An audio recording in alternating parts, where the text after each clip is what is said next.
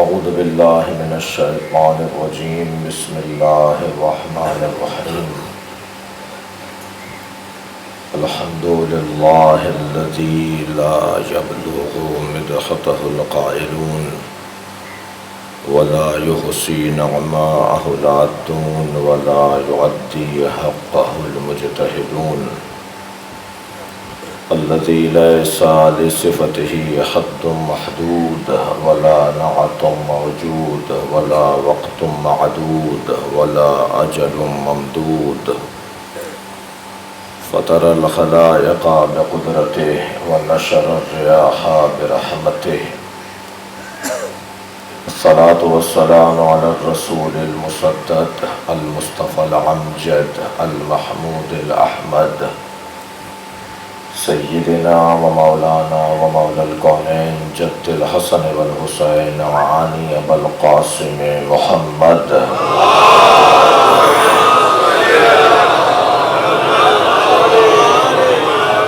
وآله الطيبين الطاهرين المعصومين الذين قال الله إنما يريد الله ليذهب عنكم الرجس أهل البيت ويطهركم تطهيرا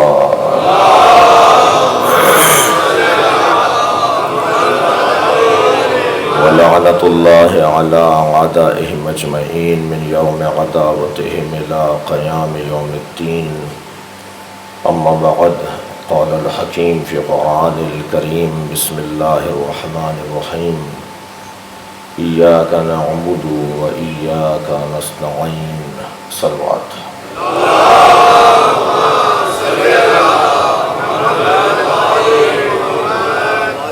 سورہ مبارکہ الحمد کے دسترخوان پر بیٹھے ہیں۔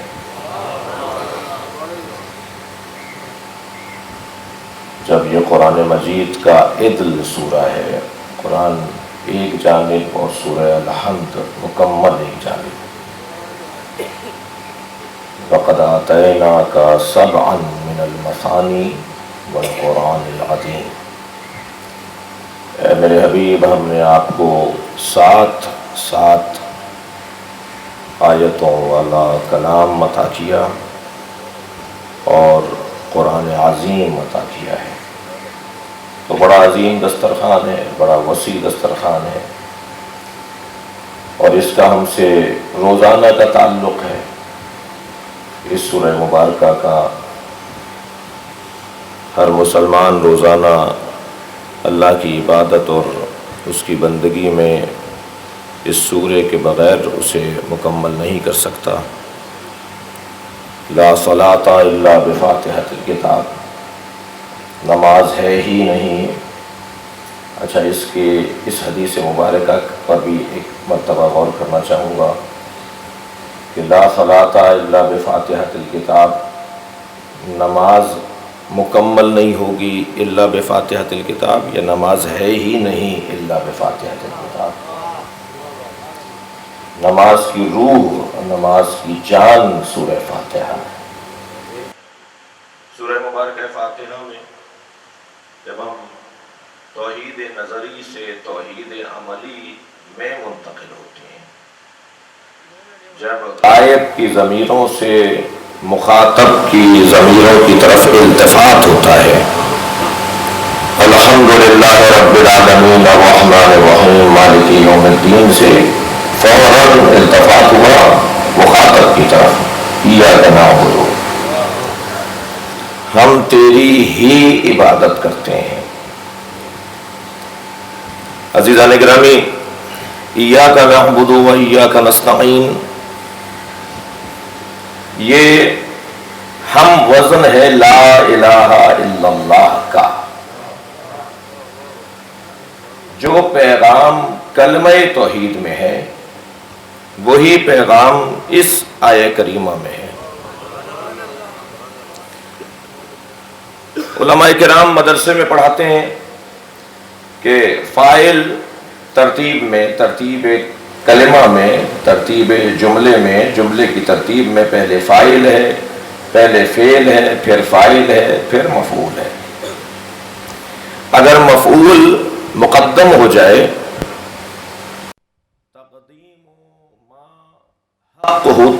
تاخیر یفید التخصیص، جس کو تاخیر سے بیان کرنا ہے وہ اگر مقدم ہو جائے، سلوات پڑھیں ذرا محمد والے،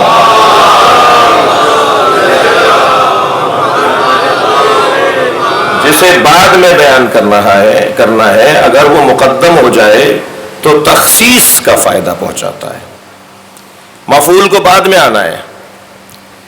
کلمہ قرآنی ایسے بھی ہو سکتا ہے، یعنی کلمہ صحیح ہوگا، مفید ہوگا، جامع ہوگا، ٹھیک ہوگا، نعبدو کا ہے، نعبدو کا، ہم تیری عبادت کرتے ہیں۔ پھر ترجمہ ہم کیا کریں گے؟ نعبدو کا، ہم عبادت کرتے ہیں تیری، ہم تیری عبادت کرتے ہیں۔ لیکن جب یہ کا جو ضمیر کی جگہ ہم ایا کا مقدم کر رہے ہیں، نعبدو کا کو ہم کہہ رہے ہیں ایا کا نعبدو، توجہ چاہوں گا، یعنی جملہ یہ بھی ہو سکتا ہے، جملہ یہ بھی مفید ہے، صحیح ہے، عربی کے اعتبار سے صحیح ہے، قرآن مجید میں تو وہی ہے جو ہم پڑھتے ہیں۔ سلوات پڑھیں ذرا محمد و آل محمد۔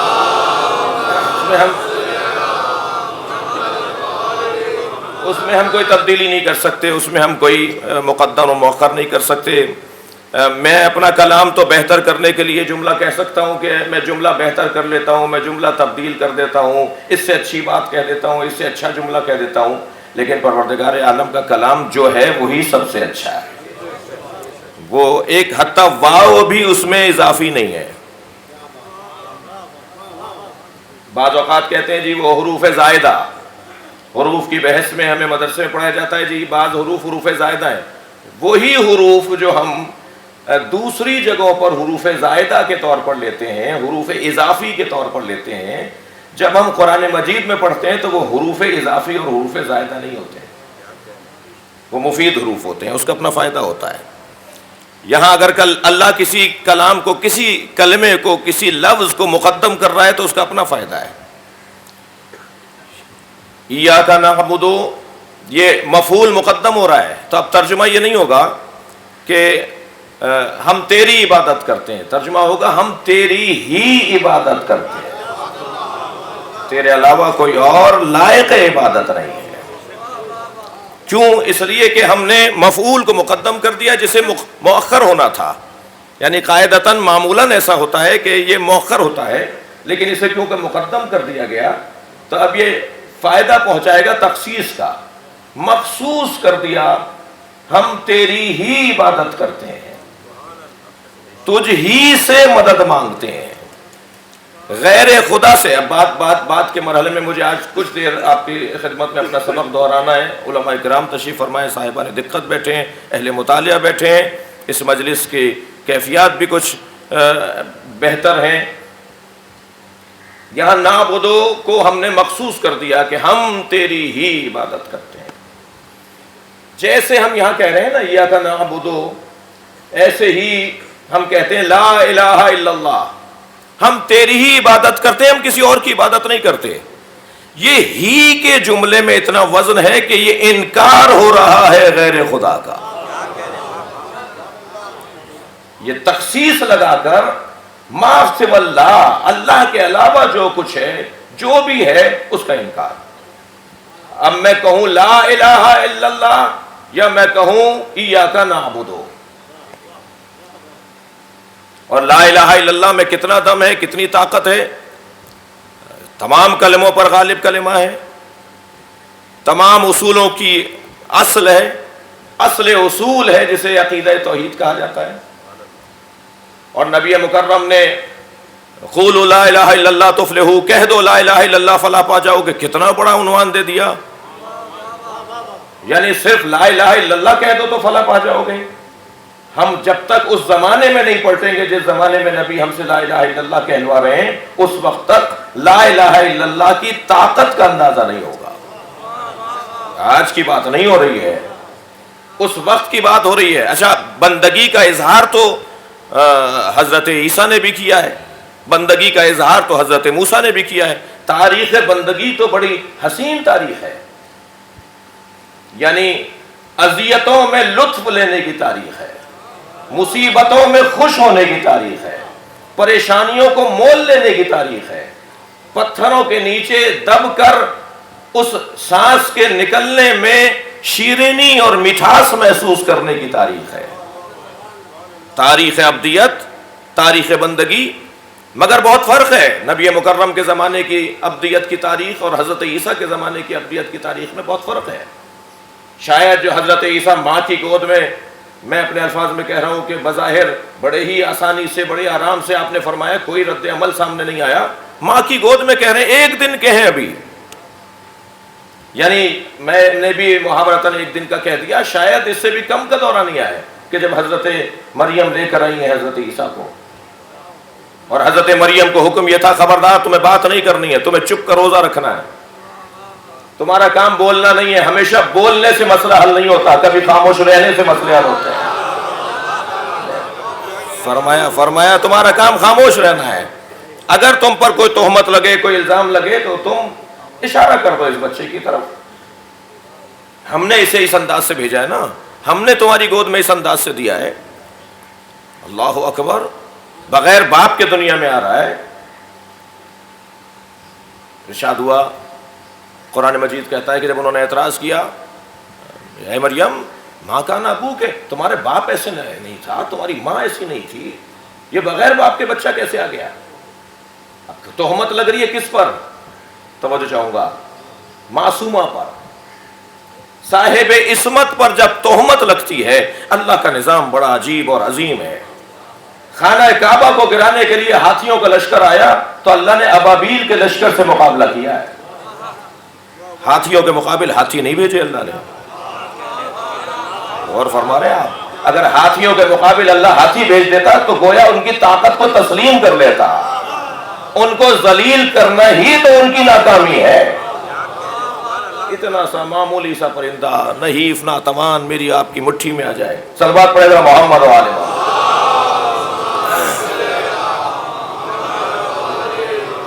اور وہاں کتنا قوی ہیکل، کتنا کلفت پوست اور کھال والا جانور ہے، کتنی موٹی کھال والا جانور ہے، مگر پروردگار عالم نے اتنے بڑے جانور کو اتنے معمولی سے جانور سے شکست دے دی، کیونکہ اللہ کے گھر کو گرانے آ رہے تھے۔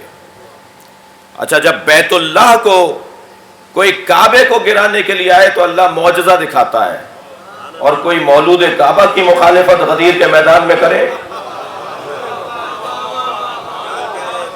تو وہاں بھی آسمان سے پتھر نازل ہوتا ہے۔ یہ آپ اپنی طرف سے کہہ رہے ہیں یا اللہ کی طرف سے کہہ رہے ہیں؟ نبی نے فرمایا میں تو کوئی بات کہتا ہی نہیں ہوں جب تک کہ وحی نہ آ جائے۔ تو کہا پھر ہمیں اللہ ہی سے کہیے کہ وہ آسمان سے پتھر نازل کرے۔ اور آپ نے دیکھا کہ عجیب انداز ہے اللہ کا کہ وَمَا كَانَ لِيُعَذِّبَهُمْ وَأَنْتَ فِيهِمْ، ہم آپ کی امت کے اوپر عذاب نازل نہیں کریں گے اس لیے کہ آپ ان کے درمیان ہیں، نبی ان کے درمیان ہیں، اس لیے عذاب الہی نہیں آئے گا۔ یہ بھی قرآن ہے، اور یہ بھی قرآن ہے، سأل سائل بعذاب واقع، ایک سائل نے عذاب مانگا اور عذاب آیا۔ یہ آیتوں کا تضاد نہیں ہے، یہ حیثیت کا اعلان ہے، یہ اہمیت کا اعلان ہے۔ خانہ کعبہ کو گراتے وقت بھی آپ دیکھا نبی مکرم کے دادا کا دور ہے، نبی کے چچا کا دور ہے، ابابیل کا لشکر آ گیا، لیکن یہاں پر کیا ہو رہا ہے کہ ایک کنکر نازل ہو رہا ہے۔ اچھا، میں یہ بھی کہتا ہوا گزر جاؤں جلدی سے، کیونکہ مجھے ایک بات والے مرحلے پہ پہنچنا ہے کہ مجھے تو کہیں تاریخ میں نظر نہیں آیا کہ نبی نے بد دعا کے لیے ہاتھ اٹھائے ہوں۔ اچھا، کون کیا مانگ رہا ہے؟ عذاب مانگ رہا ہے۔ کیوں مانگ رہا ہے؟ اسے علی کی ولایت قبول نہیں ہے۔ بغض علی کا بیمار عذاب ہی مانگتا ہے۔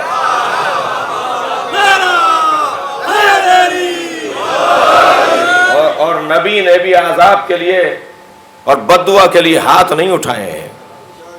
اچھا، میں بہت ہی ظریف سا جملہ کہتا ہوا گزروں، اگر آپ قبول فرمائیں، وہ کہیں نبی کے آس پاس ہی تھا نا، مگر عذاب آیا۔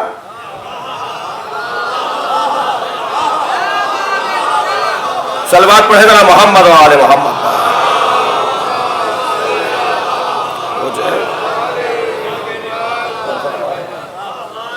اب اللہ کے طریقے دیکھیے کہ یہاں پر حضرت احدیت اپنے گھر بچانے کے لیے اس لشکر کو بھیج رہا ہے۔ مولا علی کی ولایت کیونکہ اللہ نے اعلان کروایا ہے، جو دم اور خم قولوا لا الہ الا اللہ میں ہے، وہی دم اور خم بلغ ما انزل میں ہے۔ غور کریں عزیزو، صلوات پڑھ لیں ذرا محمد و آل محمد۔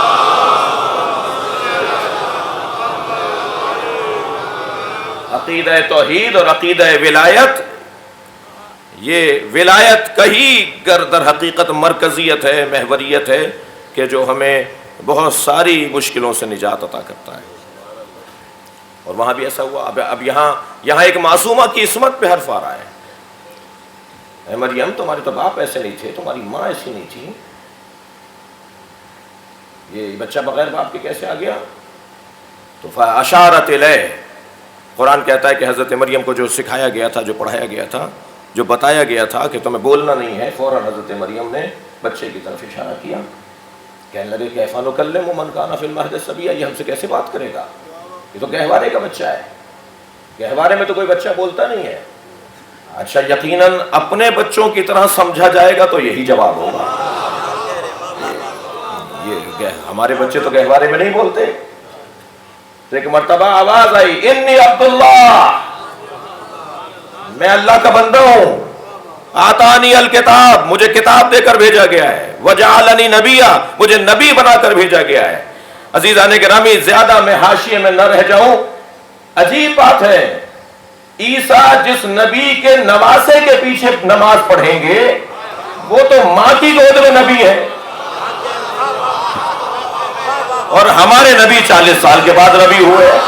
صلوات پڑھیں محمد و آل محمد پر۔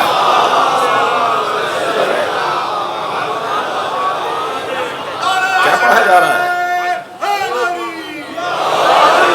کیا پڑھایا جا رہا ہے ہماری کتابوں میں؟ تعلیمی کتابوں میں، نصابی کتابوں میں حضرت عیسیٰ کی عظمت بھی بیان ہو رہی ہے، نبی کی سینہ چاک کیا گیا جی، دھویا گیا اور یہ کیا گیا اور وہ کیا گیا۔ تاریخ سے عقائد پڑھنے ہیں یا عقائد سے تاریخ کو پرکھنا ہے؟ کوئی قاعدہ قانون ہے یا نہیں؟ جو مسلمہ قرآنی اور صحیح حدیث کے نظریات اور عقائد ہیں ان کی روشنی میں تاریخ کو پرکھنا ہے، تب جا کے سالم تاریخ اور بلکہ تاریخ کی تقسیم بھی ہو جائے گی، مسلمان کی تاریخ یا اسلام کی تاریخ۔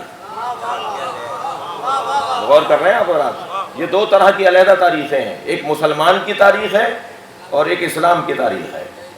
مسلمان کی تاریخ اسلام کی تاریخ نہیں ہے۔ مسلمان کی تاریخ تو مسلمان کو شرمندہ کرتی ہے اور اسلام کی تاریخ مسلمان کو سرخرو کرتی ہے۔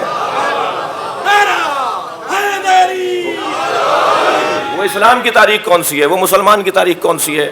اس پر بہت اچھی گفتگو آپ کر سکتے ہیں، سوچ سکتے ہیں۔ ہندوستان میں یوم حسین ہو رہا ہے، مہمان خاص ہیں حضرت علامہ سید علی نقی نقن اللہ مقامہ۔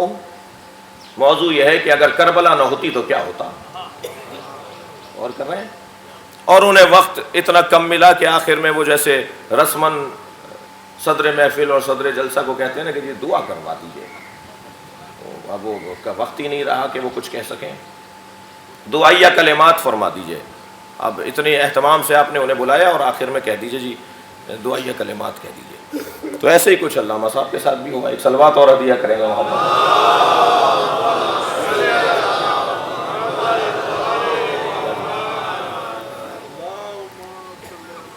دفتر حضرت آیت اللہ خامنائی کے نمائندے تشریف فرما ہو رہے ہیں۔ اللہ ہمارے علماء کرام کو، آپ سب کو اپنے حفظ و امان میں رکھے۔ بلندر صلوات ہدیہ کریں۔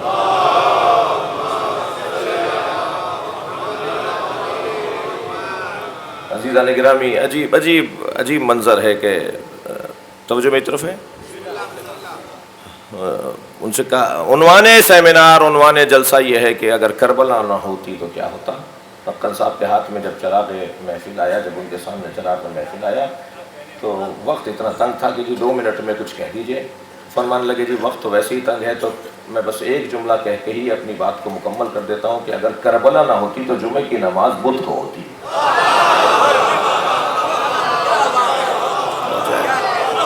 صلوات پڑھے ذرا محمد و آل محمد۔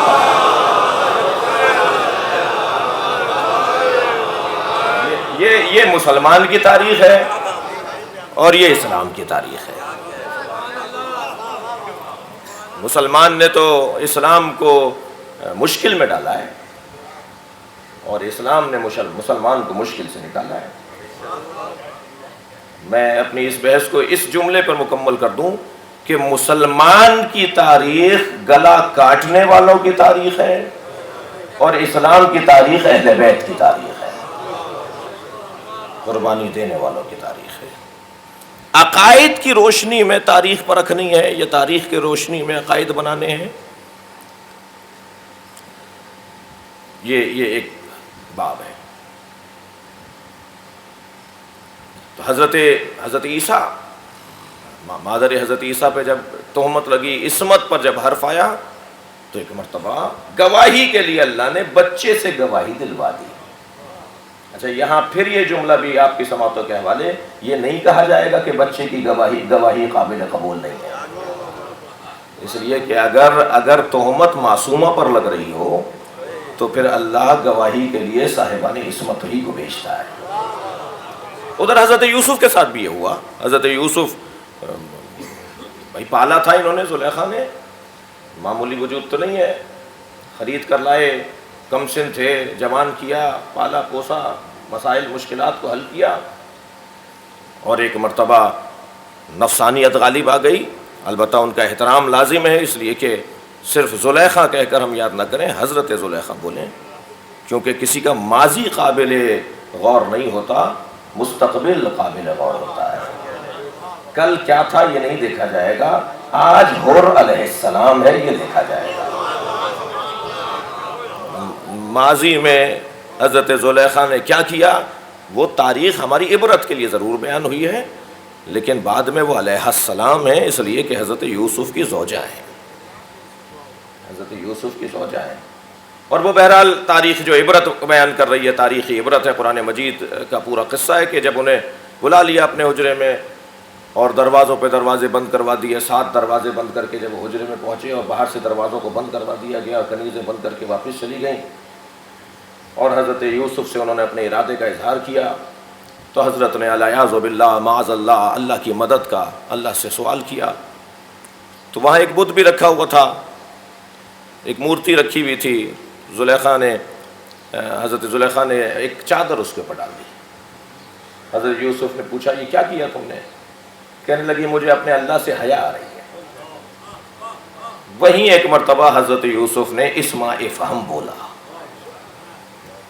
بھئی وہ مردوں کو اسماء فہم بولنا بھی سنت ہے، حکم ہے، بولنا چاہیے، مگر شاید ان مجلسوں کا سب سے بڑا اثر یہ ہے کہ یہ زندوں کو اسماء فہم بولتی ہے، نتیجہ ہے، دور تک نتیجہ جاتا ہے۔ حضرت یوسف فرمانے لگے تم نے تو اپنے اللہ پہ چادر ڈال دی، میرے اللہ کو کوئی چھپا نہیں سکتا، میرے اللہ کی آنکھوں پر کوئی پردہ ڈال نہیں سکتا۔ اس وقت میں جب انہوں نے ارادہ کیا کہ میں اپنے اللہ سے مدد مانگوں، اللہ نے مدد کی۔ اب یہ دروازے کی طرف، انہیں بھی پتا ہے دروازہ باہر سے بند ہے، ہمیں معلوم ہے کہ وسائل نہیں ہے، ہمیں معلوم ہے توانائی ہماری نہیں ہے، کمزور ہیں، مگر ذرا ہمت کر کے ایک قدم تو آگے بڑھاؤ، برکت ڈالنا اللہ کا کام ہے، کوشش تو کرو، آگے تو بڑھو۔ اب بڑھ رہے ہیں اس دروازے کی طرف جو باہر سے بند ہے، لیکن جیسے ہی قریب پہنچے، ارادہ اتنا پختہ تھا کہ تالا ٹوٹ گیا۔ دوسرے حجرے میں پہنچے، دروازہ بند ہے، قریب پہنچے، تالا ٹوٹا، دروازہ کھلا، 7 دروازے کھلتے چلے گئے۔ ہمت کرو، 7 منزلیں آسان ہو جائیں گی۔ اللہ اکبر۔ جب پہنچے ہیں اس دروازے پر جو آخری دروازہ تھا، تو سامنے سے وہ عزیز مصر جو شوہر ہیں، اور یہاں انہوں نے اسی مرحلے میں ان تک ہاتھ پہنچا اور قمیص پکڑ کر کھینچی، تو حضرت یوسف کی قمیص پیچھے سے پھٹی، اور جیسے ہی اپنے شوہر کو دیکھا کہنے لگے یہ حملہ کرنے آئے تھے، اور انہیں تعجب ہوا کہ ہم نے تو تمہیں پالا بچوں کی طرح رکھا، تم یہ کیا کر رہے ہو؟ کہ ایک مرتبہ حضرت یوسف خاموش ہیں، مگر مرحلہ وہی ہے کہ عصمت پر حرف آ رہا ہے۔ اب اللہ کا کام ہے کہ جس نے معصوم بنا کر بھیجا ہے وہی حفاظت عصمت کرے۔ کہ زلیخا کئی بہن آئی ہوئی ہے، اس کی گود میں بچہ ہے، بھئی وہ بچہ جو حضرت عیسیٰ علیہ السلام کے نام سے ہے، وہ تو گود میں نبی ہے، معصوم ہے، اس لیے تم کہہ سکتے ہو کہ اس کی گواہی قابل قبول ہے۔ یہ حضرت زلیخا کا بھانجا تو معصوم نہیں تھا، لیکن فوراً آواز آئی اِنَّ قَمِيصَهُ قَدْ مِنْ قُبُلٍ فَصَدَقَتْ، اگر قمیص آگے سے پھٹی ہوئی ہے تو تمہاری زوجہ سچ کہہ رہی ہیں۔ یہ قمیص تو پیچھے سے پھٹی ہوئی ہے، یہ سچ نہیں کہہ رہی، یہ سچ کہہ رہے ہیں، یہ حملہ کر رہی تھیں، یہ حملہ نہیں کر رہے تھے، مگر دنیا دکھاوے کو کیا کریں؟ ثابت ہو گیا کہ صاحب یوسف مجرم نہیں ہے، ثابت ہو گیا کہ زلیخا نے ہی ہاتھ بڑھایا تھا، مگر دنیا دکھاوے کو کیا کریں؟ ایک محاورہ ہمارے ہاں رائج ہے، دین پر دنیا بھاری، دین پر دنیا بھاری، ہم نے دین پر دنیا کو بھاری کر دیا، یعنی اگر ہم نے دنیا داری نہیں کی تو ہم برباد ہو جائیں گے، رسوا ہو جائیں گے، ہمارے معاملات خراب ہو جائیں گے، ہمارے وسائل کم پڑ جائیں گے۔ دین پر دنیا بھاری نہیں ہے، بعض محاورے ہمیں ٹھیک کرنے کی ضرورت ہے۔ اب انہیں معلوم ہو گیا ہے کہ یوسف قصوروار نہیں ہے، مگر پھر بھی زندان میں ڈلوا رہے ہیں، پھر بھی جیل میں بھیج رہے ہیں۔ بھائی تمہیں تو پتا ہے قصور نہیں ہے، مگر دنیا کیا کہے گی؟ دنیا کو کیا منہ دکھاؤں؟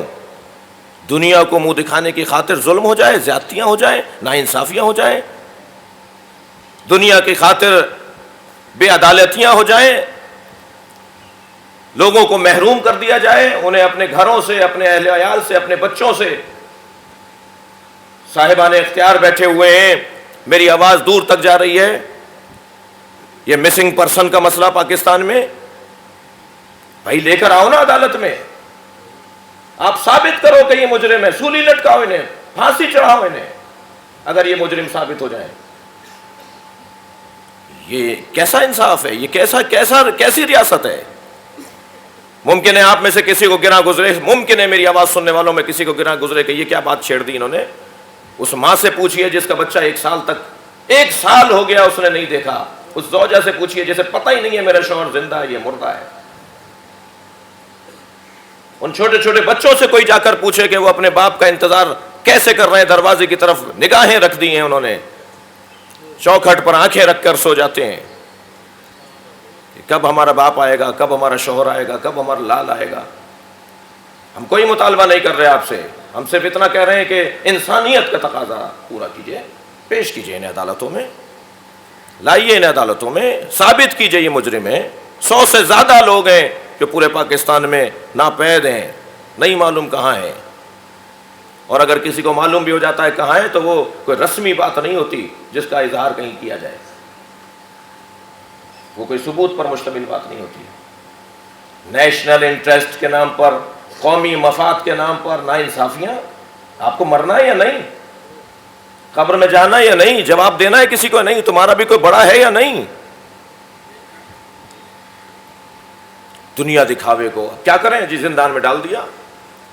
اور حضرت یوسف سے کوئی پوچھے کہ آزادی کسے کہتے ہیں؟ صلوات پڑھے ذرا محمد و آل محمد۔ جیسے ہی پہنچے ہیں حضرت یوسف علیہ السلام زندان میں، ایک طویل سجدہ اللہ کی بارگاہ میں یوسف نے ادا کیا۔ زندان بان نے مزاح کرتے ہوئے دیکھا انہیں، قیدیوں سے مزاح کر رہے ہیں، تفریح ہو رہی ہے جی، باتیں ہو رہی ہیں، ان کا دل بہلا رہے ہیں۔ آ کر کہنے لگا یہاں کے تو لوگ روتے ہیں، جملہ سنیے گا، یہاں کے تو لوگ روتے ہیں، تم یہاں آ کر خوش ہو رہے ہو؟ تو حضرت یوسف فرمانے لگے وہ جو محل تھا وہ زندان تھا، اور یہ زندان ہے، یہ آزادی ہے، اس لیے کہ جہاں میں اپنے عقیدے پر عمل نہ کر سکوں وہی تو زندان ہے۔ صلوات پڑھے محمد و آل محمد پر۔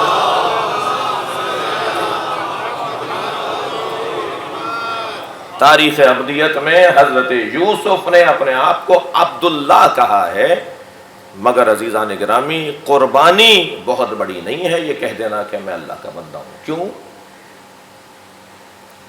حضرت عیسیٰ نے اپنے آپ کو اللہ کا بندہ کہا، یہ بہت بڑی قربانی نہیں ہے، اس لیے کہ اس وقت میں تعدد الہ کا دور نہیں تھا، وہ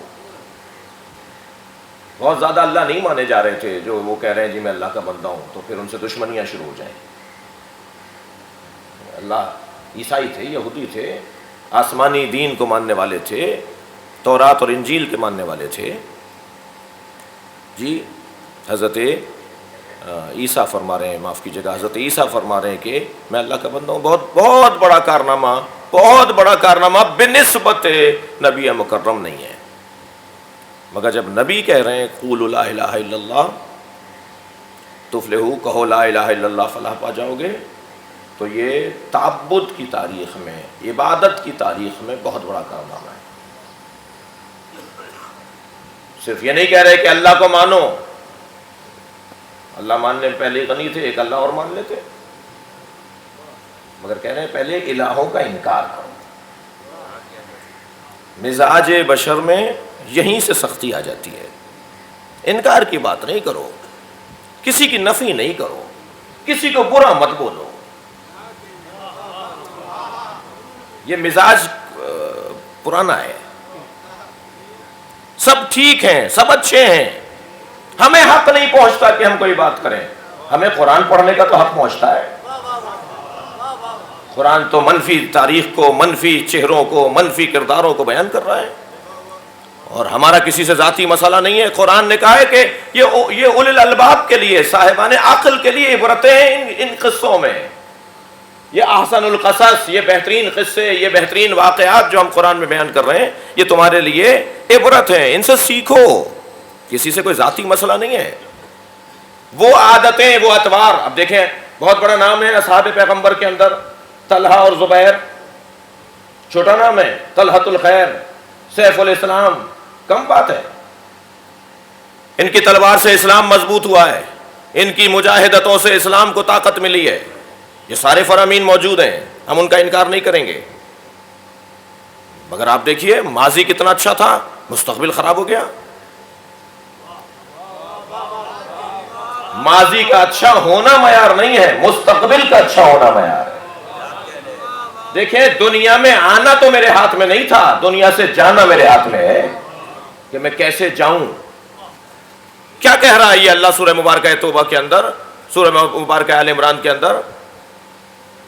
ارشاد رب العزت ہو رہا ہے وَلَا تَمُوتُنَّ إِلَّا وَأَنْتُمْ مُسْلِمُونَ یا ایھا الذین آمنوا اتقوا اللہ حق تقاتہ ولا تموتن الا وانتم مسلمون، اے صاحبان ایمان تقوی کا حق ادا کرو اور دنیا سے نہ جانا، موت نہ آ جائے مگر موت آئے تو اسلام پر آئے، یعنی اسلام پہ مرنا ہمارے اختیار میں ہے، تبھی تو اللہ کہہ رہا ہے کہ مسلمان مرو۔ مسلمان جینا کارنامہ نہیں ہے، مسلمان مرنا کارنامہ ہے۔ غور کر رہے ہیں تاریخ کے واقعات، کچھ کم نام ہے، چھوٹا نام ہے۔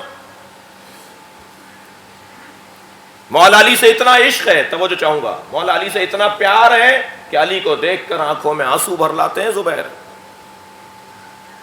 پھوپھیزاد ہیں مولا علی کے، نبی کے رشتہ دار بھی ہیں۔ سیدہ پہ جب دروازہ گرا تو دو نام ایسے ہیں جو بعد میں مولا کے ساتھ نہیں رہے، یہ دو نام ایسے ہیں جنہوں نے اس وقت اعتراض کیا کہ یہ غلط ہوا ہے۔ جی ایک نام میں نہیں لے رہا لیکن ایک نام زبیر کا نام ہے، اعتراض کیا کہ خبردار، یہ حتی زبیر تو تلوار لے کر باہر آ گئے۔ جس وادی پہ پہنچتا ہوں لگتا ہے تھوڑی دیر یہاں رک جانا چاہیے۔ جناب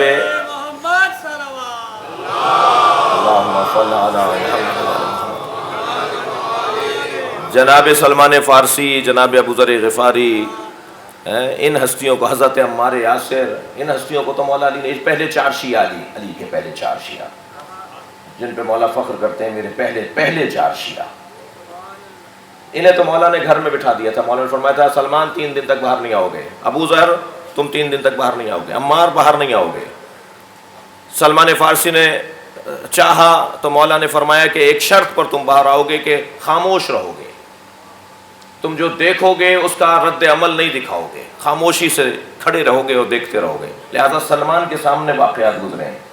دوسرے دن جب حضرت ابو ذر نے کہا تھا سلمان تم دیکھتے رہ گئے، یہ سب کچھ ہو گیا، کہا میں علی کے چہرے کو دیکھ رہا تھا، ایک اشارہ ملتا تو میں بتاتا۔ پابند ولایت علی، صلوات پڑھے گا محمد و آل محمد۔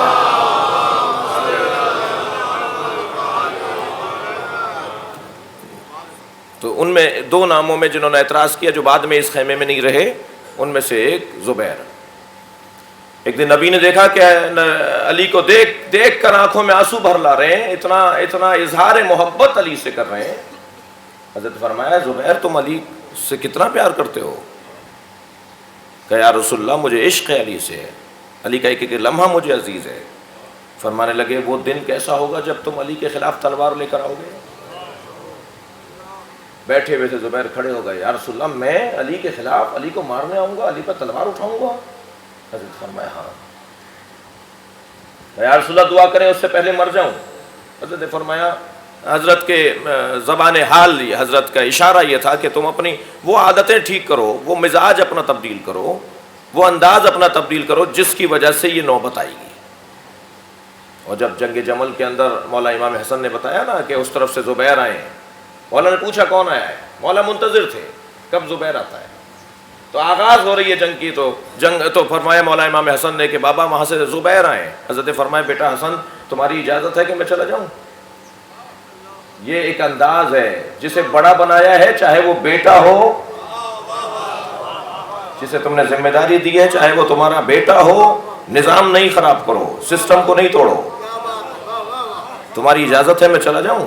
حضرت فرمایا آپ میرے امام ہیں، آپ میرے مولا ہیں۔ میرے مولا گھوڑے پر بیٹھے روانہ ہوئے، میدان میں سامنے جا کے کھڑے ہو گئے۔ فرمایا زبیر مجھے پہچانتے ہو؟ کہنے لگا علی ہو؟ کہ تمہیں یاد ہے نبی نے فلاں جگہ فلاں وقت فلاں فلاں لوگوں کے سامنے یہ کہا تھا کہ وہ دن کیسا ہوگا جب تم علی کے خلاف تلوار لے کر آؤ گے؟ سوچ میں ڈوبتے چلے گئے، تلوار کو نیام میں رکھ دیا، گھوڑا موڑ کے جا رہے ہیں۔ میں زبیر سے کہوں گا زبیر کہاں جا رہے ہو؟ حق اگر واضح ہو گیا ہے تو لا تعلقی اسلام کی لغت میں نہیں ہے۔ صلوات پڑھے ذرا محمد و آل محمد۔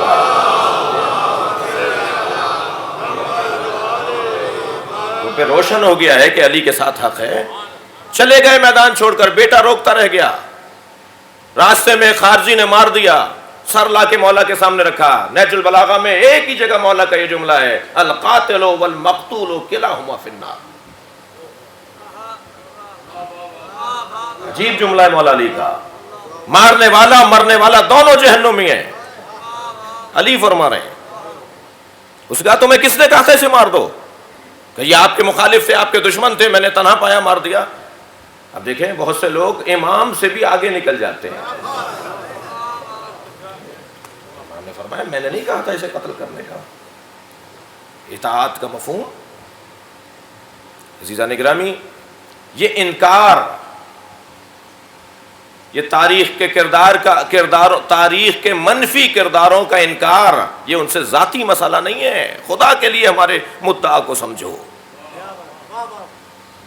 خدا کے لیے یہ اپنی منطق اور اپنی سوچ کو تبدیل کرو کہ ہم یہاں کسی کو برا بولنے کے لیے نہیں بیٹھے، ہم اچھوں کی تاریخ کو بھی پڑھنا چاہتے ہیں۔ قرآن کہتا ہے کہ بروں کی تاریخ پڑھو تاکہ تم میں برائیاں نہ آنے پائیں۔ قرآن نے تو بعض کے نام تک لے دیے۔ نہج البلاغہ پہ جو شبہ ڈالے حضور، ان میں سے ایک شبہ یہی ڈالا ہے نا کہ شایان شان علی نہیں ہے کہ علی کسی شخصیت پر کوئی تبصرہ کرے۔ معاذ اللہ، شایان شان اللہ ہے کہ ابو لہب پر پورا سورہ اتار دے۔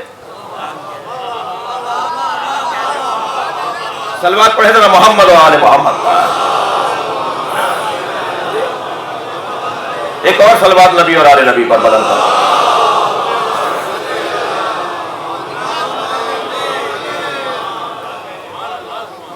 تاریخ ابدیت میں، تاریخ عبادت میں حضرت عیسیٰ کا کہنا بھی بہت بڑا کارنامہ ہے، مگر نبی کے دور میں انکار کی وجہ سے مشکلات اور پریشانیاں بڑھ گئیں۔ پہلے کہا جا رہا ہے لا الہ، سارے الہوں کا 365 خداؤں کا انکار، اور ایک الا اللہ، ایک اللہ کا اقرار۔ ایاک نعبد، تیری ہی عبادت۔ عزیزان گرامی، عبد کی دو قسمیں ہیں، ایک عبد محض ہے اور ایک عبد موقت ہے۔ وہ جو عبد محض ہے وہ اپنے معبود کے لیے کسی وقت کا پابند نہیں ہے، صبح سے شام تک نوکری کرو گے، یہ موقت وقت طے ہو گیا ہے۔ لیکن کوئی وقت نہ ہو نوکری کا، کوئی وقت نہ ہو خدمت کا، کوئی وقت نہ ہو بندگی کا، اطاعت کا، تو عبد محض ہے۔ عبد محض کا درجہ جو اللہ نے بنایا ہے وہ کسی اور کا نہیں ہے، اور اللہ دیکھنا کیا چاہتا ہے؟ عبد محض دیکھنا چاہتا ہے۔ تبھی ایاک، تیری ہی عبادت۔ میں اپنے ان کم سن ساتھیوں کے لیے، اپنے نوجوانوں کے لیے جملہ کہہ رہا ہوں، کہ اللہ پارٹ ٹائم کے لیے نہیں ہے. فجر کی 2 رکعت نماز، ظہر کی 2، 4 رکعت، عصر کی 4 رکعت، مغرب 3، 4، عشاء 4، یہ وقت، یہ اللہ کے اوقات نہیں ہیں عزیزو. جیسے ہمارے بڑے افراد، بڑے مصروف لوگ لکھتے ہیں نا اوقات کار، فلاں دفتر کے اوقات کار. یہ نماز کے اوقات اللہ کے اوقات کار نہیں ہیں کہ اللہ انہی وقت میں ملے گا. اللہ بازاروں میں بھی ملتا ہے، اللہ آفسوں میں بھی ہے، اللہ کہاں نہیں ہے. یہ ہمیں منظم کرنے کے لیے نماز کے اوقات کو معین کیا گیا ہے تاکہ ہمارا دن منظم ہو جائے، ہمارے اوقات یومیہ منظم ہو جائیں. سورج کو دیکھ کر ہم اپنے اوقات کو طے کرتے ہیں، نماز کو دیکھ کر اوقات کو طے کرنا ہوگا. عبد محض کی ایک مثال آپ کے ذہن عالی کے لیے ہدیہ کر رہا ہوں. ایک مولا ہے، ایک مالک عبد ہے، ایک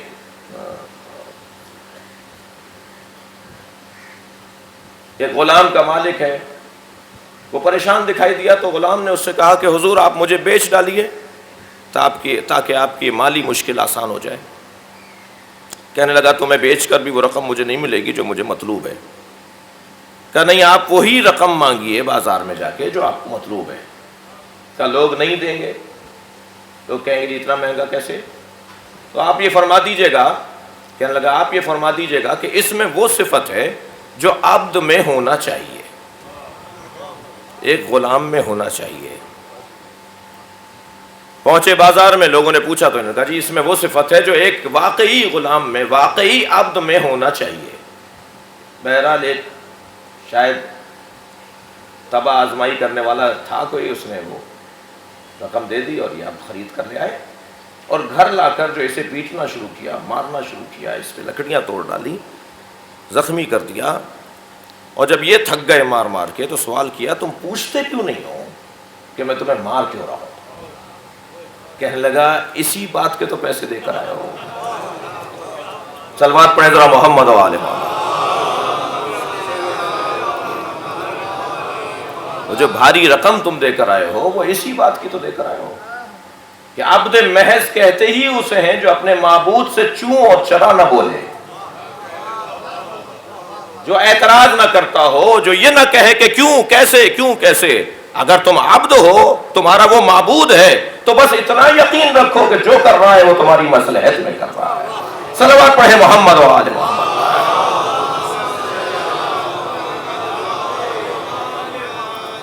عزیزان گرامی، بات آگے بڑھے گی.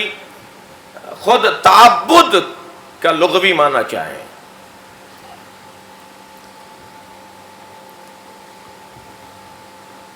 جب کوئی رستہ کثرت استعمال کی وجہ سے ہموار ہو جاتا ہے، کوئی جگہ پیر چلنے کی وجہ سے، چلنے والوں کی وجہ سے سیدھا ہو جاتا ہے اور پھر دور سے نظر آتا ہے کہ یہ رستہ چلنے کا ہے اور یہ جگہ چلنے کی نہیں ہے جی، تو وہ جو جگہ چلنے کی محسوس ہو رہی ہوتی ہے کہ یہاں سے جایا جا سکتا ہے، اسے کہتے ہیں طریق المعبد. جب کوئی جگہ ہموار ہو جائے تو اسے معبد کہا جاتا ہے، اس جگہ کو معبد کہا جاتا ہے. ہر وہ جگہ جو ہموار ہو بندگی کے لیے، عبادت کے لیے، اطاعت کے لیے، فرما برداری کے لیے، وہ معبد ہے، چاہے وہ آپ کا گھر ہو چاہے وہ مسجد ہو. جہاں اس کی عبادت کا کام کیا جاتا ہو، جہاں اس کی اچھا یہ تو ہم نے اپنی مشکلات اور پریشانیوں کو آسان کرنے کے لیے ہم نے مصلے بنا دیے، محرابیں بنا دی، ورنہ محراب صرف وہی نہیں ہے جو وہ ایک نمونہ بنا ہوا ہے مسجدوں کے اندر. محراب تو ہر وہ جگہ ہے جہاں کھڑا ہو کر میں اللہ کی عبادت کر رہا ہوں. میں اگر آخری صفوں میں کھڑا ہو کر نماز پڑھ رہا ہوں تو وہ بھی محراب ہے. محراب یعنی مکان حرب، معبد یعنی جو رام جگہ ہو چکی ہو، سیدھی جگہ ہو چکی ہو، بچھ چکی ہو، صاف ہو گئی ہو. وہ محراب، وہ جو مصلی ہے تیسری صف میں، وہ بھی محراب ہے، اس لیے کہ مکان حرب ہے، لڑائی کی جگہ ہے اپنے آپ سے. حربوں کا حربی، یہ جملہ، یہ حدیث نبی کی تو آپ نے سنی ہے نا، یا علی تم سے لڑائی مجھ سے لڑائی. حرب لڑائی، محراب لڑائی کی جگہ، لڑنے کی جگہ، جھگڑے کی جگہ. کس سے؟ اپنے آپ سے. قابو میں رکھو، اسے کہیں جانے نہیں دو، یہ اس وقت اللہ کی بارگاہ میں ہے، یہ کہیں ادھر ادھر نہ جائے۔ ایک مسلسل لڑائی، 2 رکعت نماز ہے، یہ مشق ہے اپنے نفس کو مارنے کی۔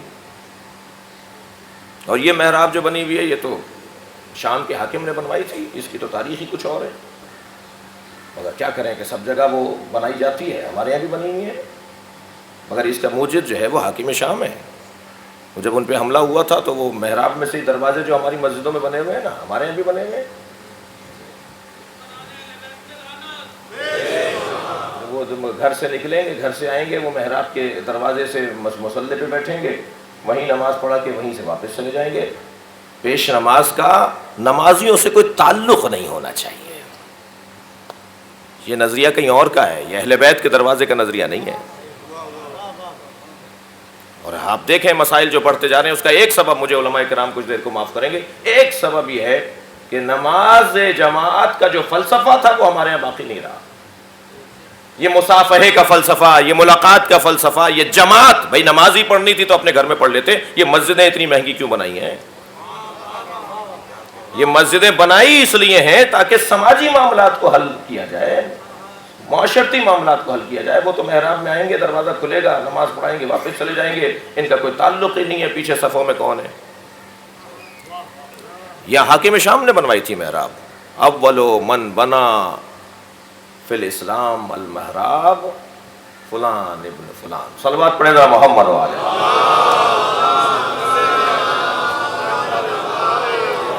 اس سے بہتر صلوات ہدیہ کریں گے محمد والے۔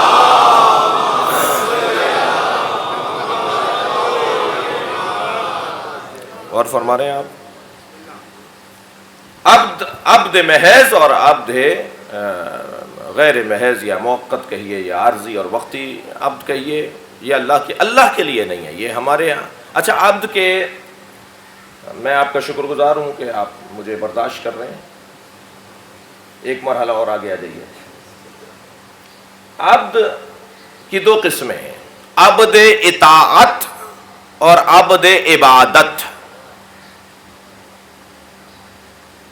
حضرت آیت اللہ جوادی عاملی نے تقسیم کی ہے حضور۔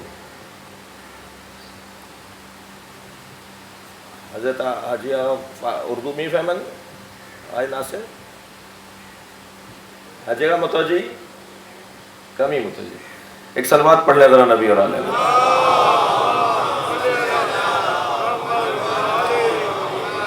منم مجبورم منم انجوری صحبت بکنم بہتر ہے تائینہ بے فہمان مانو از شما تشکر میکنم کہ اینجا تشریف داشتی۔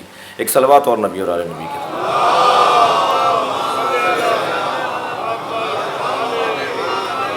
اس سے بہتر صلوات۔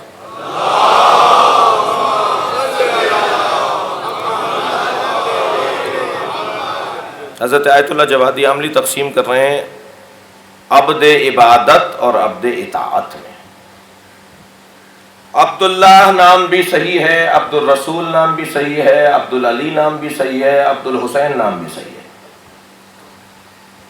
ابھی تو آپ کہہ رہے تھے کہ عبد محض ہونا چاہیے، صرف اللہ کا بندہ ہونا چاہیے، تو یہ عبد الرسول کیسے ٹھیک ہے؟ کتنا بڑا نام ہے ہمارے یہاں، علامہ عبد الحسین امینی، چھوٹا نام ہے، صاحب الغدیر۔ عبد العلی علوی ملتان کے ایک بزرگ عالم دین تھے، علامہ سابقی صاحب کے والد، چھوٹا نام ہے۔ بڑے بڑے بزرگ علماء کے نام عبد الرسول، عبد العلی، عبداللہ، عبد الحسین، یہ کیسے حل کریں گے؟ میں ایک جملہ اور کہتا ہوں آگے بڑھوں کہ ہمیں کوئی نہیں بتائے گا کہ عقیدہ توحید کسے کہتے ہیں۔ ہم نہج البلاغہ رکھتے ہیں، ہم صحیفہ سجادیہ رکھتے ہیں، ہم سے بہتر اس لیے کہ جس دروازے پر بیٹھے ہیں ان سے بڑا اللہ کا بندہ کوئی نہیں تھا، مگر مفاہیم کو سمجھنے کی ضرورت ہے، انہیں ہضم کرنے کی ضرورت ہے۔ میں جنت البقیع، حضور جنت البقیع پر ائمہ بقیع کے قبروں کی زیارت کر رہا تھا، اتفاق سے توفیق ہوئی ہے ہمیں کتاب لکھنے کی، تاریخ و آداب مدینہ کے نام سے، تو وہ زیارت نامے بھی اس میں ہم نے لکھے ہیں، اور تاریخ مدینہ بھی اس میں بہت بڑی کتاب تو نہیں ہے، 100-150 صفحوں کا ایک کتاب ہے، اور کثیر الاشاعت ہے کیونکہ وہ حاجیوں کو کام آتی ہے۔ تو وہ اپنی ہی ترتیب دیے ہوئے مسودے کو میں پڑھ رہا تھا، تو ایک متوع نے آ کے وہ کھینچ لیا مجھ سے چھینا، اور جو بدبی ادبی وہ کر سکتے تھے انہوں نے کی۔ میں نے کہا جی کیا مسئلہ ہے؟ کہا جی اس میں شرک بھرا ہوا ہے، کفر بھرا ہوا ہے۔ وہ کتابیں وہ چھین رہے تھے، وہی کتابیں پاکستانی زائرین سے۔ میں نے کہا جی کیا شرک بھرا ہوا ہے، کیا کفر بھرا ہوا ہے اس میں؟ کہنے لگے دیکھو پہلے ہی صفحے پہ لکھا ہوا ہے۔ وہی کھولا اس نے جو ائمہ بقی کی زیارت نامہ ہے، اس کے اندر اس میں لکھا ہے انا عبدکم وابن عبادکم۔ صلوات پڑھے گا محمد علیہ، کہ جب زائر قبر معصوم پر پہنچتا ہے تو ایک مرتبہ وہ یہ اظہار کرتا ہے سلام کرنے سے پہلے، میں آپ کا عبد ہوں اور آپ کے عباد، آپ کے بندوں کی اولاد ہوں، میرے ماں باپ بھی آپ کے بندے تھے۔ کہنے لگے دیکھو عبداللہ ہونا چاہیے، اللہ کا بندہ ہونا چاہیے۔ ان لوگوں نے اپنے معصومین سے بندگی شروع کر دی ہے۔ میں نے کہا جی بلال حبشی کس کے عبد تھے؟ جان کس کے عبد تھے؟ تاریخ اسلام میں کتنے عبد ہیں کہ جو اصحاب کے عبد تھے؟ تاریخ فقہی کتابوں میں عبد و اما کی بحث ہے، کنیز اور غلام کی بحث ہے، باقاعدہ عبد کیسے لیا جائے گا، کیسے بیچا جائے گا، کیسے خریدا جائے گا، کیسے رکھا جائے گا، عبد کی کتنی قسمیں، یہ سب نبی کی حدیثیں ہیں یا نہیں؟ کہنے لگے انہوں نے تو ان کو خریدا تھا، تمہارا ان سے کیا تعلق ہے؟ میں نے کہا ہم بیچنے کے لیے آئے ہیں۔ یہ کیسے مسئلے کو حل کریں گے؟ یہ عبد رسول، عبداللہ، عبد الحسین، عبد العلی۔ حضرت علامہ جوادی عاملی فرماتے ہیں کہ عبد عبادت صرف اللہ کا ہے، اور عبد اطاعت اللہ، رسول اور اولی الامر کے لیے۔ وہاں بھی تو حکم یہی ہے نا کہ ان کے آگے خاموش ہو جاؤ، ان کے آگے جو یہ کہہ رہے ہیں وہ مانو۔ تو یہاں عبدیت اطاعت کے معنی میں ہے، یہاں عبدیت بندگی کے معنی میں نہیں ہے۔ مگر میں کیا کروں کہ ہمارا ماحول اتنا کچا ہے کہ بات پہنچنے میں آپ کو بھی دقت ہے اور ہمیں پہنچانے میں بھی دقت ہے۔ یہاں ہر سر جھکتا ہوا دیکھ کر سمجھتے ہیں کہ یہ بندگی ہو رہی ہے، جبکہ ہر جھکتا ہوا سر بندگی کے لیے نہیں جھک رہا۔ اگر یہ بات روشن ہو جائے اس آیہ کریمہ سے جو سورہ مبارکہ بنی اسرائیل کے اندر ہے،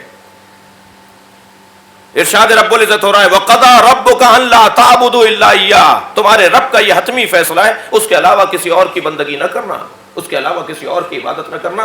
وَبِالْوَالِدَيْنِ إِحْسَانًا، مگر والدین کے ساتھ حسن سلوک رکھنا۔ اب حسن سلوک کا طریقہ بھی اللہ بتا رہا ہے، اِمَّا يَبْلُغَنَّ عِندَكَ الْكِبَرَ أَحَدُهُمَا أَوْ كِلَاهُمَا، اگر تمہاری زندگیوں میں ان میں سے ایک یا دونوں بوڑھے ہو جائیں، فَلَا تَقُل لَّهُمَا أُفٍّ، انہیں اف مت بولنا، وَلَا تَنْهَرْهُمَا، جھڑک کر بات مت کرنا، وَقُل لَّهُمَا قَوْلًا كَرِيمًا، ان کے لیے اچھے الفاظ بولنا، وَاخْفِضْ لَهُمَا جَنَاحَ الذُّلِّ مِنَ الرَّحْمَةِ، ان کے سامنے جب حاضری دینے لگنا تو اپنے شانوں کو ایسے جھکانا جیسے کوئی نوکر اپنے مالک کے سامنے کھڑا ہے۔ شانے جھکاؤ، گردن جھکاؤ، سر جھکاؤ، اچھے الفاظ بولو، دھیمے لہجے میں بات کرو، کریمانہ لہجہ اختیار کرو۔ یہ تعظیم نہیں ہے تو کیا ہے؟ اب یہاں کون سمجھائے کہ اگر ہر جگہ، کہ اگر سر کہیں جھک رہا ہے تو ہر جھکتا ہوا سر عبادت کے لیے نہیں ہے، عبادت صرف اللہ کی ہے، اور اللہ کے علاوہ جہاں جھکنے کا حکم ہے وہ تعظیم ہے، عبادت نہیں ہے۔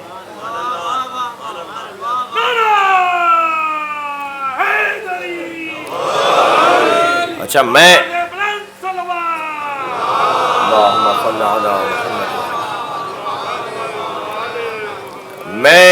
غیر معصوم ماں باپ کے آگے جھکوں تو یہ قرآن کا حکم، تعظیم، اور جنہیں نبی کہیں کہ انا و علی ابوا ہذہ الامہ، میں اور علی اس پوری امت کے باپ ہیں، فاطمہ تو ام ابیہا، فاطمہ اپنے باپ پر بھی ماں کا درجہ رکھتی ہے۔ اس کی تعظیم کرنا شرک ہو جائے، کفر ہو جائے، جی اسلام سے دوری ہو جائے۔ یقیناً شبہات ہیں جو حل کرنا چاہیں گے ان کے لیے وہ شبہات کا حل موجود ہے، اور جن کے ارادے کچھ اور ہیں، خاص طور پر جو سازش کے تحت مسلمانوں کے درمیان کار فرما ہیں، ان سے کوئی ہمیں امید نہیں ہے۔ لیکن وہ جو حضرت موسیٰ نے عصا جب ڈالا نا تو قرآن کہہ رہا ہے کہ اللہ نے کہا ڈرو نہیں، تو معصوم امام سے پوچھا گیا حضرت موسیٰ کیا ڈر رہے تھے؟ حضرت نے فرمایا موسیٰ عصا سے نہیں ڈر رہے تھے، لوگوں کے گمراہ ہونے سے ڈر رہے تھے۔ لوگ گمراہ نہ ہو جائیں اس منظر کو دیکھ کر، جو وہ سانپ بن گئے تھے، وہ لکڑیاں جو سانپ بن گئی تھی، اس منظر کو دیکھ کر لوگ گمراہ نہ ہو جائیں۔ تو کبھی کبھی اگر ہم کسی اس طرح کے عنوان کا اظہار کرتے ہیں تو کسی سے کوئی ڈر نہیں ہے، ان کی وجہ سے لوگوں کی گمراہی کا ڈر ہے، اور اس کا ازالہ اور اس کا دفاع اور اس کے حوالے سے بات کرنا اس ممبر کا فریضہ ہے۔ عبد محض تاریخ بشر میں، تاریخ عبدیت میں حسین سے بڑھ کر کوئی نہیں ہے۔ حضرت عیسیٰ، حضرت موسیٰ، حضرت ابراہیم، بڑی قربانی دی ہے حضرت ابراہیم نے بھی، اپنا سب کچھ قربان کیا ہے۔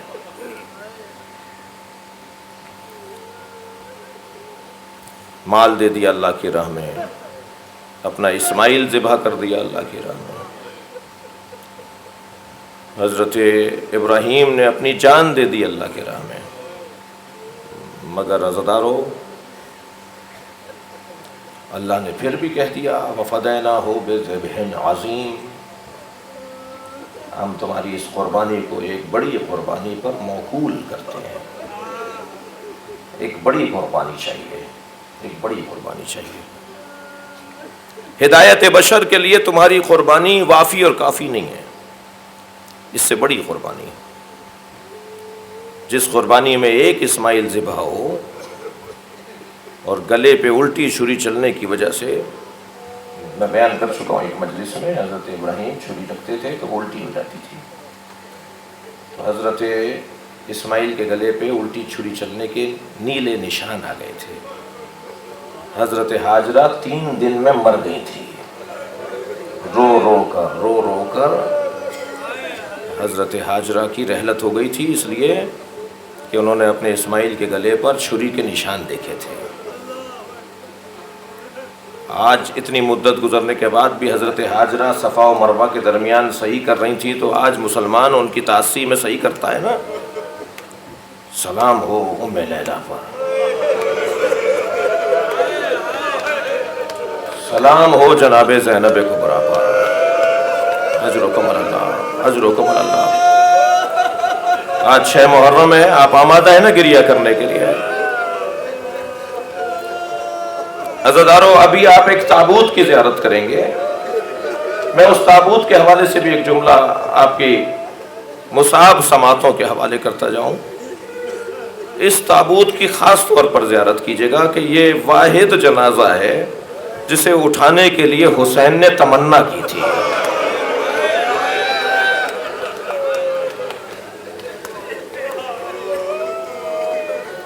امام نے آواز دی تھی کوئی میری مدد کرے،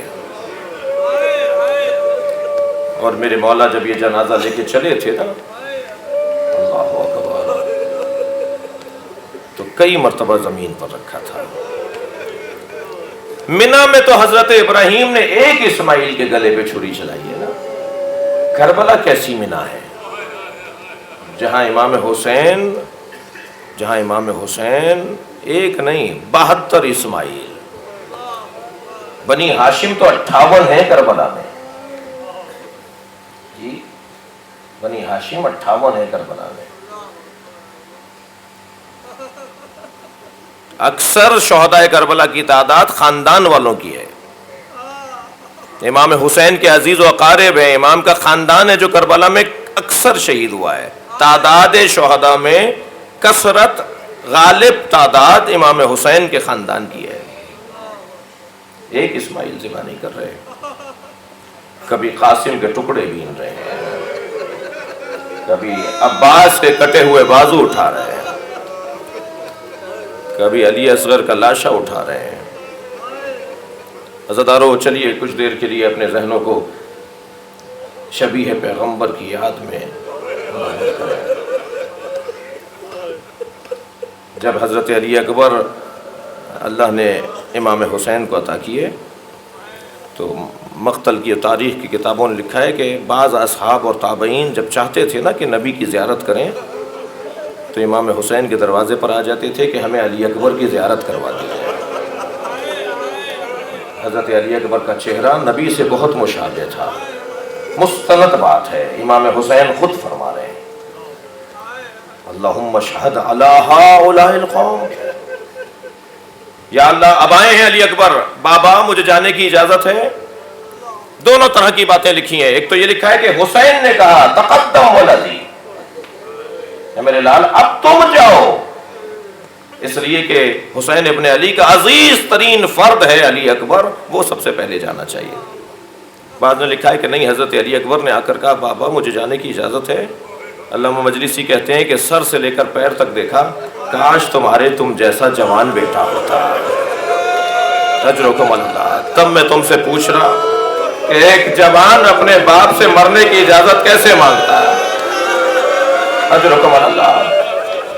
کربلا کے معرکے میں واحد شہید ہیں حضرت علی اکبر، جنہیں امام حسین نے کہا ہے جا کے بیویوں سے اجازت لو، جا کے اپنی ماں سے اجازت لو، اپنی پھوپھیوں سے جا کے اجازت لو. کسی شہید کو امام نے نہیں کہا خیمے میں چلے جاؤ. حضرت علی اکبر بابا کے حکم پر آئے ہیں در خیمہ پر. خیمے خیام حسینی کے اہل بیت کے لگے ہوئے ہیں. وہاں جا کے سلام کیا، السلام علیکم یا زینب، اے پھوپھی زینب، اے ام زینب، اے پھوپھی زینب آپ پر میرا سلام. اے سکینہ، اے دادی زہرا کی کنیز فضا، اے پھوپھی ام کلثوم، بیبیوں کو ماں ام لیلا کو سلام کیا. مگر سنیں گے عزیزارو، ایک مرتبہ جملہ کہا یہ سلام آخری سلام ہے. ایک مرتبہ گریے کی آوازیں بلند ہو گئی، ہر خیمے سے بیوی باہر آنے لگی. ایک بڑے خیمے میں حضرت علی اکبر کو لے گئے اور ہر بیوی اپنے دل کا حال کہہ رہی ہے. علامہ ذیشان رجوادی نے بڑا عجیب منظر لکھا ہے، فرماتے ہیں خیمے سے پردہ ہٹتا تھا، علی اکبر آدھے کچھ قدم باہر آتے تھے، کوئی نہ کوئی بیوی بازو پکڑ کر لے جاتی تھی. علامہ ذیشان رجوادی کا جملہ ہے کہ ایک بیوی دامن نہیں چھوڑ رہی تھی. پھر خود فرماتے ہیں یقیناً کوئی چھوٹی بیوی ہوگی جو بھائی کا دامن نہیں چھوڑ رہی. بھیا ارحم غربتنا، بھائی علی اکبر ہماری غربت پر رحم کرو، بابا اکیلے ہیں. کیسے رخصت لیا ہے حضرت علی اکبر نے اپنی بہنوں سے، پھوپھیوں سے، اپنی ماں سے. باہر آ کے کھڑے ہوئے ہیں بابا کے پاس، بابا جانے کی اجازت ہے. اپنے ہاتھوں سے امام حسین نے اپنے بچے کو سوار کیا ہے، امامہ باندھا ہے، تلوار لگائی ہے، جیسے میدان خندق میں مولا علی کو نبی سوار رہے تھے، ایسے علی اکبر کو امام حسین نے سجایا، سوارا، گھوڑے پر بٹھایا، گھوڑا روانہ ہوا. عزیزارو پہلی خصوصیت یہ تھی کہ واحد شہید ہیں جو خیمے میں اجازت لینے گئے. دوسری خصوصیت کیا ہے؟ جو گیا ہے اس کا جنازہ واپس آیا ہے. لیکن واحد علی اکبر کی شہادت ہے کہ سالم واپس آئے ہیں. ماجرا کیا ہے؟ جب حضرت علی اکبر کی سواری آگے بڑھی تو حضرت علی اکبر نے محسوس کیا کہ کوئی میرے پیچھے دوڑتا ہوا آ رہا ہے. میں کہتا ہوں ہمیں رونے کے لیے یہی جملہ کافی ہے. حسین ابن علی اپنے بیٹے کے پیچھے پیچھے جا رہے ہیں. مڑ کے دیکھا کہ بابا آ رہے ہیں، مہلن مہلا آہستہ جاؤ. فوراً گھوڑے سے اتر آئے. بابا آپ نے تو مجھے رخصت دے دی تھی. ایک مرتبہ پھر گلے سے لگایا، اپنے بچے سے کچھ رازدارانہ باتیں کی ہیں. عزیزارو آپ رو رہے ہیں نا. کسی نے امام سجاد سے پوچھا تھا مولا آپ کو اپنے بھائی علی اکبر کی شہادت یاد ہے؟ مدینہ منورہ میں جب احوال کربلا سننے کے لیے اصحاب آتے تھے تو ایک شخص نے پوچھا مولا آپ کو اپنے بھائی علی اکبر کی شہادت یاد ہے؟ امام کی آنکھوں میں آنسو آ گئے. فرمانے لگے نہیں، میں غشی کے عالم میں تھا، بس مجھے اتنا محسوس ہوا کوئی میرے تلووں کا بوسہ لے رہا ہے. اجرکم اللہ، اجرکم اللہ. میں نے آنکھیں کھول کر دیکھا تو علی اکبر میرے پیر پکڑے بیٹھے. میں کہوں گا حضرت علی اکبر سے امام کی پیشانی کا بوسہ لیا ہوتا، امام کے ہاتھوں کا بوسہ لیا ہوتا. عجب نہیں آواز آئے ان پیروں میں کانٹے چبھیں گے، میرا بھائی اکیلا ہوگا، کوفے اور شام کی راہیں ہوں. اجرکم اللہ، اجرکم اللہ. مجلس ہو گئی ہے، آپ نے گریہ کر لیا ہے، 2 منزلیں اور آگے آ جائیے. رونے کے ایام ہے، 6 محرم ہے. امام نے اپنے بچے کو روانہ کیا، حضرت علی اکبر آگے گئے، واپس پلٹ کر آئے. صحابہ رحمت میں، دیگر کتابوں میں، قصہ کربلا میں بزرگ علماء نے اس واقعے کو لکھا ہے کہ ایک مرتبہ آ کے جناب فضا سے کہا فضا جا کے علی اکبر کی ماں سے کہو کہ اس کے حق میں دعا کرے، ایک مرتبہ اور میں اپنے لال کو دیکھ لوں۔ مجلس میں خواتین بھی بیٹھی ہیں، جوان بچوں کی مائیں بھی بیٹھی ہیں، اللہ آپ کے جوانوں کی جوانی سالم رکھے۔ حضرت ام لیلہ کی دعا لینے کے لیے آج مجلس میں عورتیں بھی آئی کہ ایک مرتبہ حضرت ام لیلہ نے قرآن سر پہ رکھ کے کہا، یعقوب سے یوسف کو ملانے والے میرے یوسف کو ایک دفعہ اور مجھے دکھا دے۔ کہ ایک مرتبہ تکبیر کی آواز بلند ہوئی، بیویوں نے باہر آ کے کیا دیکھا کہ علی اکبر بابا سے بات کر رہے ہیں، اور بات یہ کر رہے ہیں کہ بابا اگر چند گھونٹ پانی کے مل جاتے تو میں بتاتا کس کا پوتا ہوں، میں بتاتا میری تربیت کس عباس نے کی ہے۔ پانی مانگ رہے ہیں بابا سے۔ امام نے فرمایا، ابا علی اکبر اپنی زبان ذرا میرے دہن میں دو۔ یہ خود ایک مرثیہ ہے جو میں کہنے جا رہا ہوں۔ جیسے ہی حضرت علی اکبر نے اپنے بابا کے منہ میں اپنی زبان دی کہ شاید کوئی تسکین ہو جائے، پیچھے ہٹ کے کہنے لگے، بابا آپ ہم سے زیادہ پیاسے ہیں۔